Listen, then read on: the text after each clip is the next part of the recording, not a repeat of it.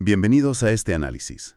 Hoy tenemos sobre la mesa unos documentos de Civic ODM que proponen una idea que la verdad le da la vuelta a cómo solemos ver la historia. Totalmente. Siempre pensamos en la Iglesia primitiva en términos de papas, emperadores De las grandes estructuras, sí. y grandes concilios que fijaban las reglas. Pero este material, nos plantea un misterio. ¿Quién era el alma de todo eso? Claro. Nos hablan de un coro de voces que, según afirman, si lo silenciaras, te quedaría solo una institución sin alma. Nuestra misión hoy es descubrir quiénes componían ese coro y por qué su canción, milenios después, sigue importando. Me parece un gran punto de partida. Venga, vamos a abrir este melón, que tiene miga. Es que el planteamiento es fascinante. ¿Por qué no presenta a estas figuras como una simple lista de autores antiguos? No para nada. La idea central que recorre los documentos es que son la resonancia viva del Espíritu Santo en la historia. No son una autoridad paralela a la de los papas, no compiten con ella. Ah, eso es importante. Son la prueba del algodón, por así decirlo. La demostración de cómo la fe de los apóstoles se hizo pensamiento, oración y vida en medio de crisis brutales y cambios culturales enormes. Vale, coro de voces. Me gusta la imagen. Los documentos los agrupan en tres categorías, que a primera vista parecen similares, pero no lo son. Padres, doctores y místicos. No lo son, ¿no? Aclaremos un poco el reparto de papeles. ¿Quién es quién en esta orquesta? Exacto, son instrumentos distintos. Empecemos, si te parece, por los cimientos, los padres de la Iglesia. Vale, son los grandes maestros de los primeros 8 siglos. Para que la historia te conceda ese título, los documentos marcan 3 requisitos muy claros. ¿Qué serían? Una vida santa, ser de esa época antigua, claro, La antigüedad, lógico. y una doctrina ortodoxa, o sea, en sintonía con la fe de la Iglesia. Eran los testigos privilegiados de la tradición. Entiendo. Piensa en ellos como los que recibieron el testigo directamente de las primeras generaciones y, lo llevaron más allá. Son como los pilares fundacionales, entonces. Los que pusieron las primeras grandes vigas de la estructura teológica. Y los doctores. ¿No son lo mismo? Pues es una distinción importante. Los doctores de la Iglesia son, a menudo, padres, pero con un plus. Un plus. Sí, la Iglesia ha reconocido formalmente que su enseñanza es excepcionalmente normativa, luminosa y decisiva. El documento usa una analogía que me parece brillante. A ver. Dice que no añaden una revelación nueva, sino que actúan como un maestro joyero que talla un diamante en bruto. El diamante es la fe apostólica, siempre el mismo, pero ellos, con su inteligencia y santidad, le sacan facetas y brillos que antes no se veían con tanta claridad. O sea, no son innovadores, son iluminadores. Pulen la joya que ya existe. Me gusta.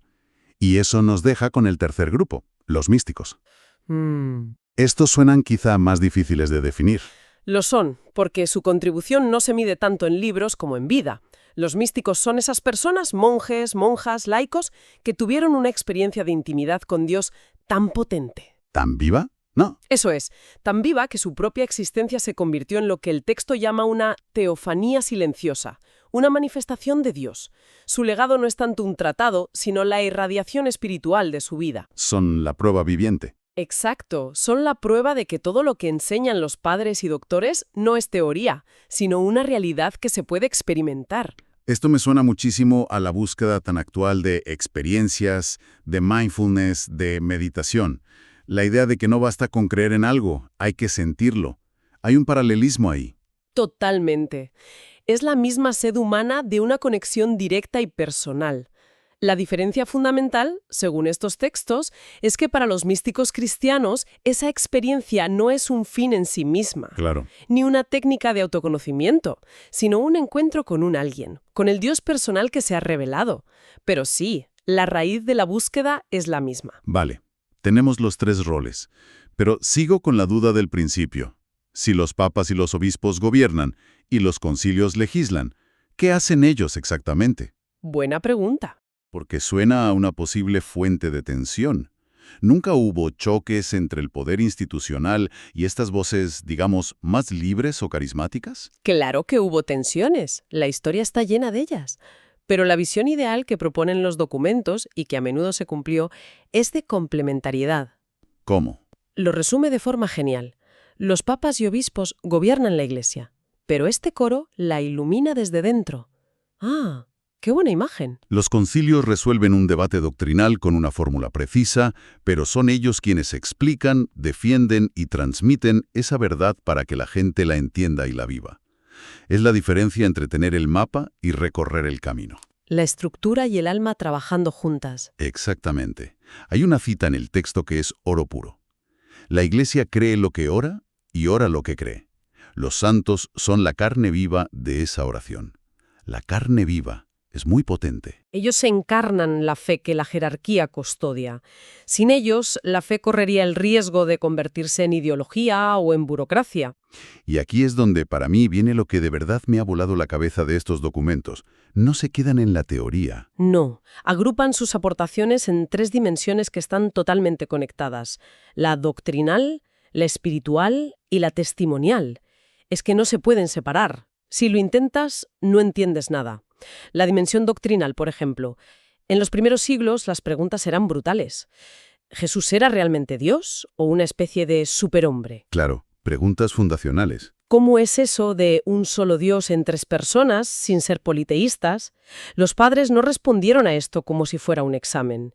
El texto dice que pensaron la fe desde dentro y que su teología era, en el fondo, una forma de oración. No era un simple ejercicio intelectual entonces. La cabeza y el corazón iban juntos. Siempre. Y eso nos lleva de cabeza a la dimensión espiritual. A la segunda. En los monasterios del desierto, en las ciudades del imperio, enseñaron a la gente a orar, a luchar contra sus impulsos, a encontrar a Dios en el silencio.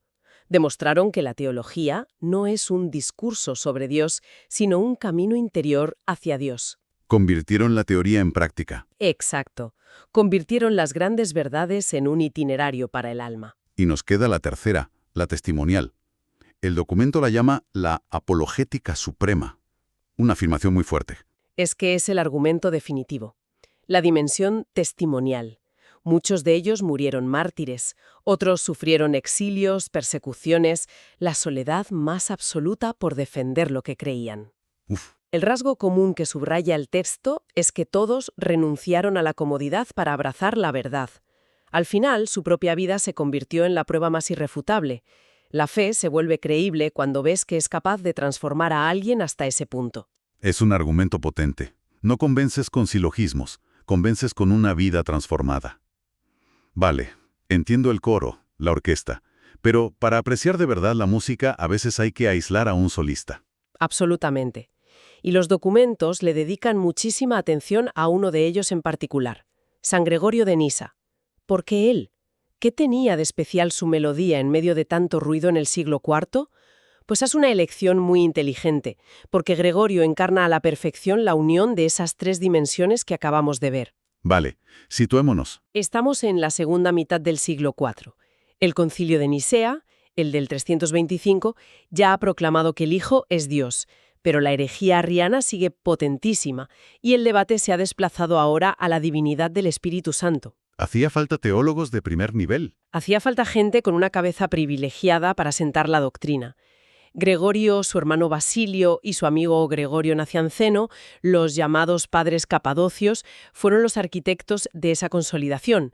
Pero el toque especial de Gregorio, lo que fascina de él, es que fue el más místico, el más filósofo, el alma más contemplativa de los 3. Qué curioso, porque el documento dice que nació en una familia de santos.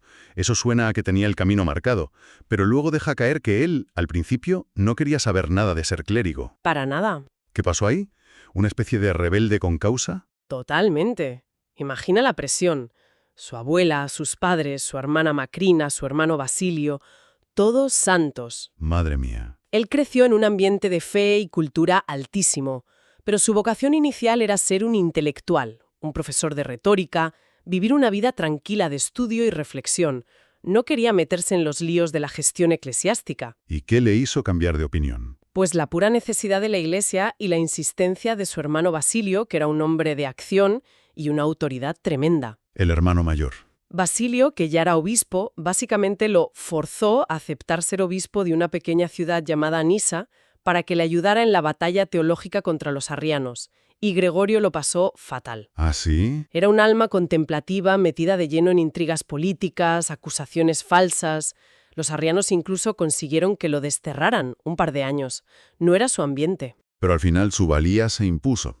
Sin duda. Fue una de las figuras intelectuales clave en el Concilio de Constantinopla del 381, el que definió para siempre la divinidad del Espíritu Santo.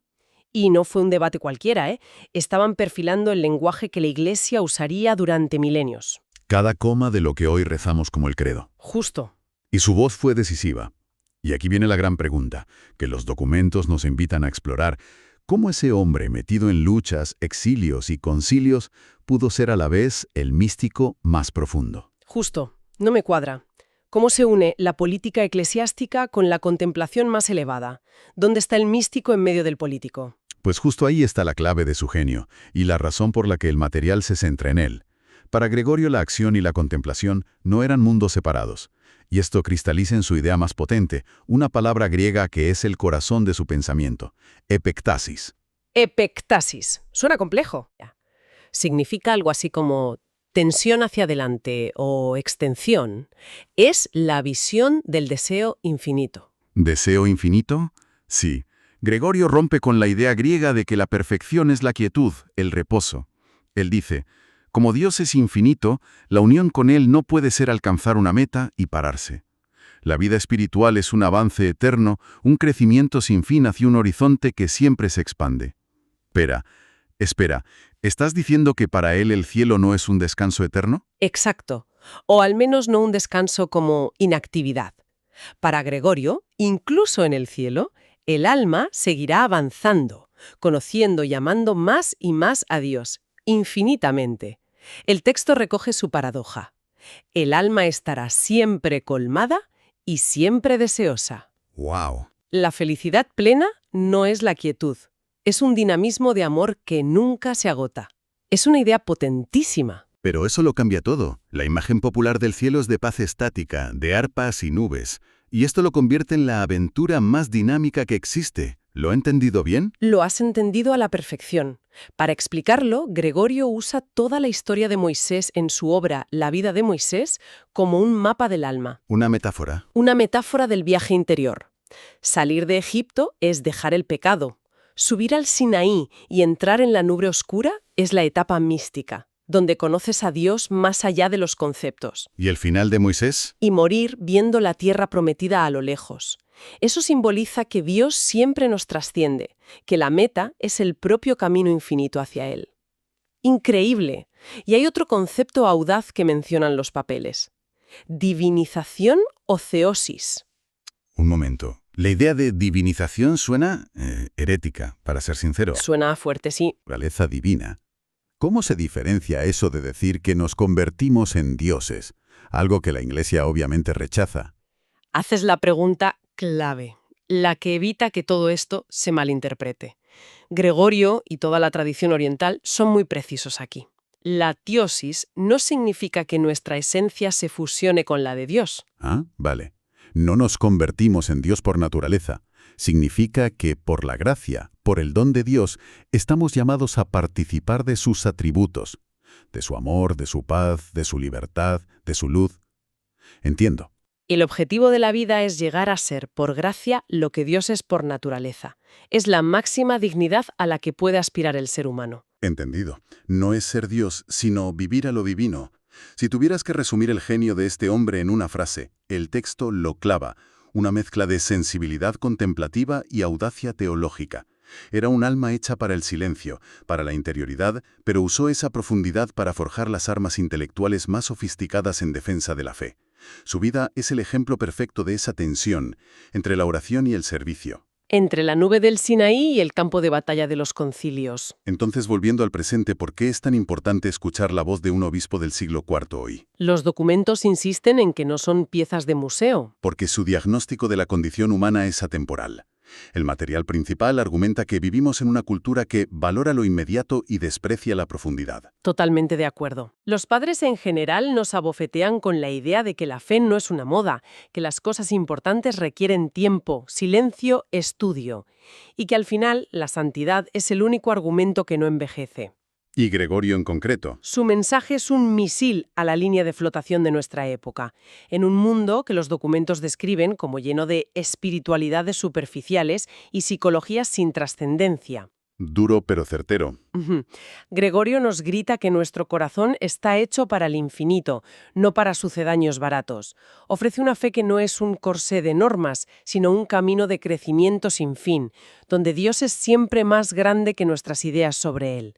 Hay una cita breve, casi al final de uno de los anexos, que creo que lo condensa todo de forma maravillosa. La verdadera visión de Dios consiste en nunca saciarse de desearlo. Esa es. Es la epectasis en una línea. Exacto. Captura la esencia de su pensamiento. El deseo de Dios no es un vacío que nos frustra, sino el motor mismo de la vida espiritual. Es lo que nos mantiene vivos, en movimiento, expandiendo el alma hacia el infinito. Hemos viajado desde un coro de voces anónimas a la melodía de un solo místico, desde definir qué es un padre de la Iglesia hasta el deseo infinito de Gregorio de Nisa, y la idea que lo une todo, insisten los documentos, es que no son voces del pasado sino maestros permanentes. Ese es el concepto de tradición viva. Los documentos la describen no como un almacén de trastos viejos, sino como un río que fluye. Me gusta la imagen del río.